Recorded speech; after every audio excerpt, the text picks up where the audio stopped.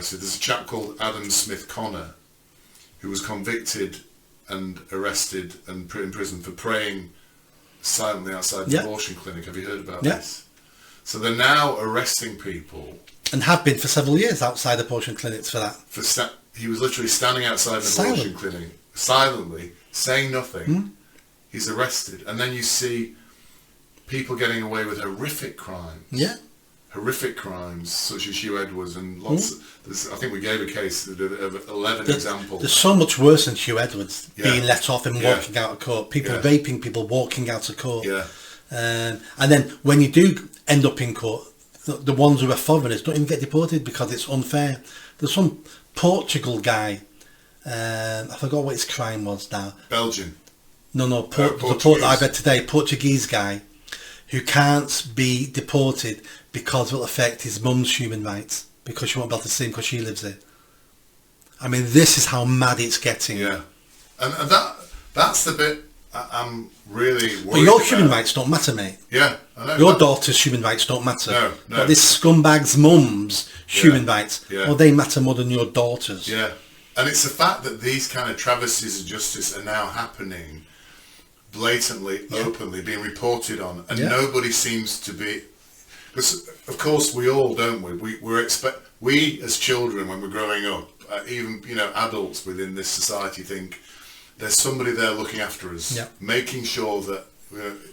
I certainly grew up that way, believing there was a greater being or force out there that wouldn't allow people to do really bad things. That seems to have disappeared. Yeah. Because we live in a low trust society. We don't expect anyone to be looking out for us anymore because we won't look out for them because everyone's a stranger to me. There is no common bond. We're not the same people, the same race, the same religion. So we're all out for ourselves. I may protect my family, but I won't protect your family. And that's a society that's developed over many decades now. It's called a low trust society. It's a lonely place to be though, isn't it, don't you think? Why do you think we've got mental health going through the roof and antidepressants and all that? Because if you live in a high trust society, that means you trust all the people around you. That's good for your mental health. And if you live in a low trust society, that means you're looking out for danger all the time. When I'm doing a business deal with you, I'm buying something from this shop, are you ripping me off? Is that really what I'm buying? Am I going to get mugged on the way home? Why is that man talking to me? Is he going to rape me? And that's because when you live in a low trust society, you trust no one. And that's bad for your mental health because you're constantly on edge and it kills you. And you think back to our childhoods, I'm older than you, but think back to our childhood, you think that was a higher trust society? Oh, absolutely. Yeah. That's interesting. Yeah. Yeah.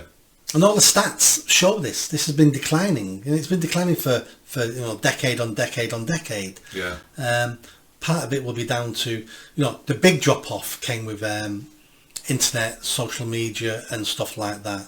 And there's a big drop-off where mums and parents started being too overprotective of their children and wouldn't let them to go out to play. And if they went out to play, they would stand there and watch them.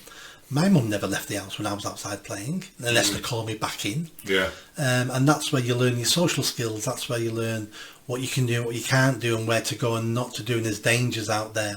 But kids these days have their parents with them all the time. It's called helicopter parenting. And that's where your parents are always hovering. Yeah. Always hovering. Is he going to fall? Oh, no, let me go pick him up. Don't pick your child up if he falls. Yeah. Let your child get up, stop crying and carry on playing because you're not going to be there when they're an adult. And they're not gaining the skills, the confidence now, ready for adulthood. Yeah. And also does the low trust community as well. Did you enjoy that video? I think you did.